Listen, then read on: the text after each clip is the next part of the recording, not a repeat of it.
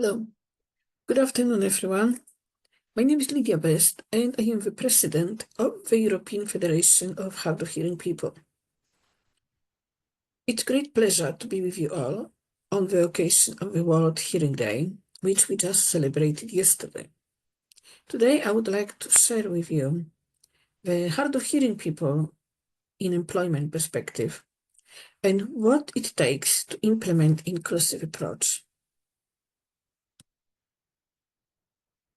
First of all, for those who may not know much about our organization, the European Federation of Hard of Hearing People is a European federation of national associations working across the EU and geographical Europe to further the rights of persons who are hard of hearing. What is our collective vision? A collective vision is of Europe where hard of hearing people can live without barriers and have the opportunity to participate in all levels of society. We are currently having our secretariat in Brussels. Then, a little bit more about who are we? We are hard of hearing. The term is used as a definition covering everyone with hearing loss, ranging from a mild hearing loss to profoundly deafened people. Like myself, I'm now wearing cochlear implant. Unlike prelingual deaf people, hard of hearing people develop and use the spoken language with or without supportive signs, and hard of hearing and late deafened people are reliant on visual text, for example, captioning, to ensure access to information on equal basis with hearing people.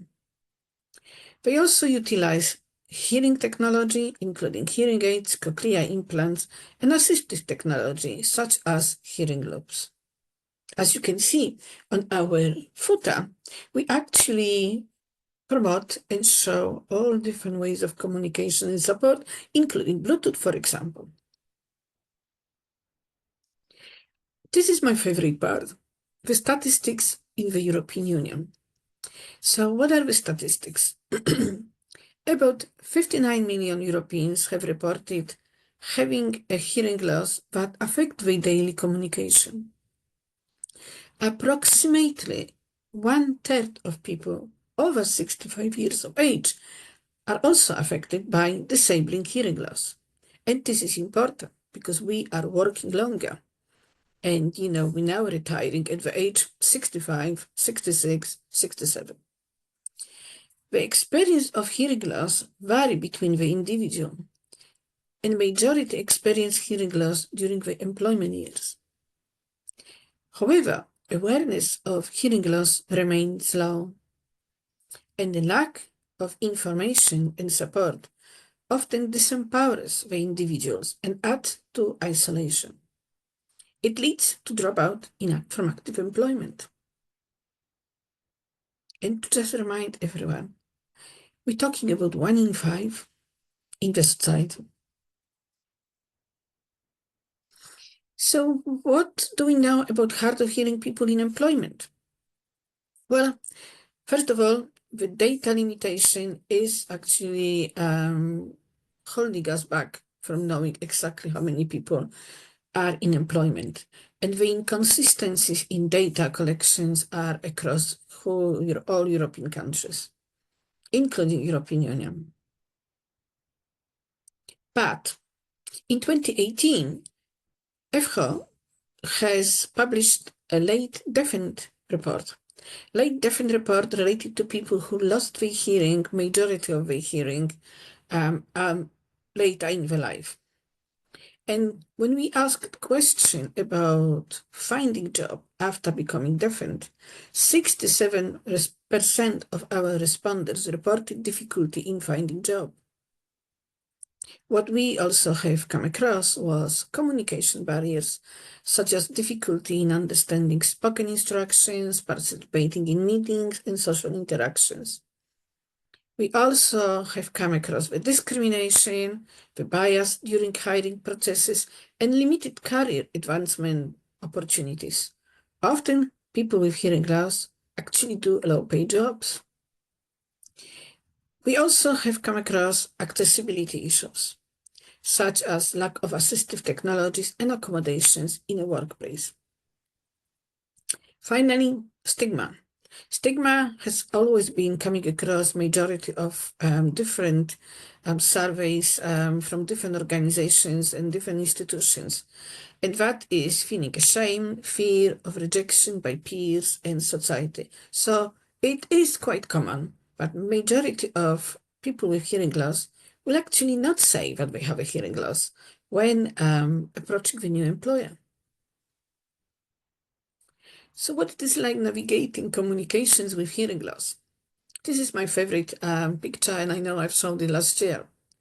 The daily experience is actually of misunderstanding, miscommunications.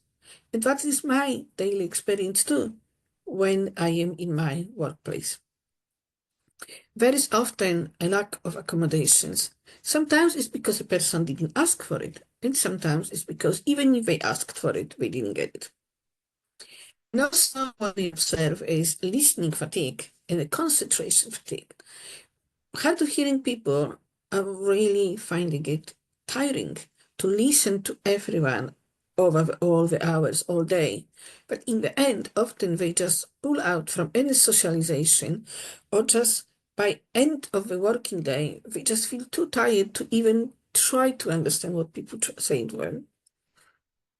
So for example, in this miscommunication example, we are looking at three nice chaps walking and strolling along the beach, which means there is a background ambient noise behind them. And the first one says, it's windy. Yes, it is.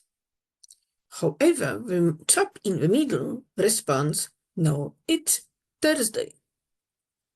What happened here? He misunderstood. He thought the first man said, it's Thursday. He didn't say it's Wednesday.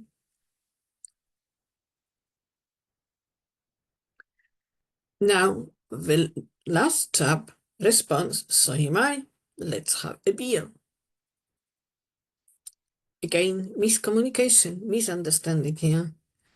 Because actually, the middle chap did not say, I'm thirsty. So what happened here? We are hearing, but yet not fully understanding what the person has said. We employ guesswork to overcome some of the difficulties or just to manage them. And we make assumptions. This is a daily experience of being a person with hearing loss in day-to-day interactions, social interactions. So what can be used for inclusive practice in employment to ensure that persons with hearing loss can be fully supported and can feel included in the workplace? First of all, number one is communication support. If the individual needs and communication support, especially during the team meetings and bigger, maybe town hall meetings, for example, training, when providing speech-to-text support or interpreters for the meeting and sessions, any of our events, is crucial. And often there is support from the governments in the policies on employment. Secondly, assistive listening devices.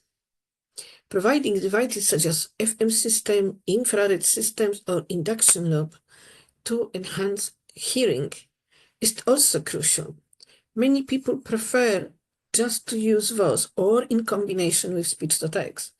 And this helps them to use two senses, not just hearing sense, but also the visual eyesight sense to give them the visual information, to back each other up. It helps to get better information and better understanding of what's going on. It's not too difficult, for example, to adapt the communication methods in the workplace. And that can be using emails, instant messaging, or any of our text-based communication tools instead of phone calls or verbal instructions. How often it happens that actually a person is really finding hard to understand in all the background noise and, whatever is going on and all the distractions, what actually has been said. Simply even writing down on the piece of paper, this is the next job. It's enough for some people. In addition, as I mentioned previously, the issues regarding listening and concentration fatigue, it's important to provide flexible work arrangements. And for example, adjusting work schedules, providing remote working opportunities, or adjusting job duties to better accommodate communication needs in the person who has hearing loss. Often people with hearing loss might have multiple disabilities too. Not a difficult one as well as a tip is office arrangements. So most of the people with hearing loss would prefer to, especially in the open office, would prefer to sit with a back to the wall or window. Why? It's because it stops the background ambient noise coming from behind them, where their hearing aids or cochlear implants pick up the most of the noise going around them. So adjusting sitting plans is just a quite simple thing to do. And often providing as well quiet areas if the noise is too much and the person is feeling overwhelmed and too tired. It's good to have areas of where they can work in quiet and peace. Sixth tip is providing materials ahead of the meetings. It might sound strange, but preparation is half of the battle and planning ahead. Therefore, for hard of hearing people to be able to respond, to absorb the information in being, thrown during the meeting, having some kind of agenda, planning, or even knowing that there will be breakout meetings, breakout groups, is beneficial. So they can plan and prepare accordingly. It goes without saying, any caption, any videos, any kind of training videos must have a captioning. Otherwise, it's inaccessible and the person cannot continue in the training. But most of all, always ask the employee, the person who is affected, what works? You will be surprised. However, we also need to look at integrating the employment and hearing care services at the same time. So what we are observing in Europe, European Union, equitable access to hearing aids and cochlear implant supports inclusion, confidence, and boosts employment. And investing in hearing care services is vital to maintaining independence, signposting to organizations and services. However, out of 59 million Europeans with hearing loss, only 22% of them use hearing aids, which means that there is a large unmet need for hearing care support in Europe. And what we also finding, and that is also part of the reimbursement of hearing aids reports we have been organizing over the past few years, is that the reimbursement policies vary widely across Europe, ranging from full coverage to no coverage at all for hearing aids and related services for adults. How is this possible? Especially if you want people to work and to stay in employment. It's important to gain access to audiologists, to hearing care professionals, because they are able to give tips, guidance, assistance, and advice on how to manage hearing loss and to understand what is happening to them, how they can adapt themselves to using the new technology, hearing technology such as hearing aid in daily life.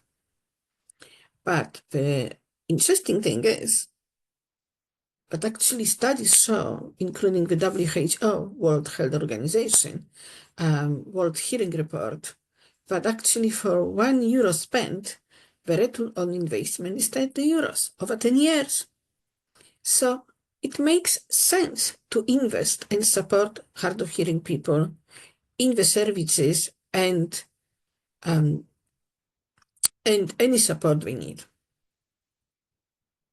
So to conclude, empower yourself with the information, with support that is available, and work together with a person with hearing loss. Thank you.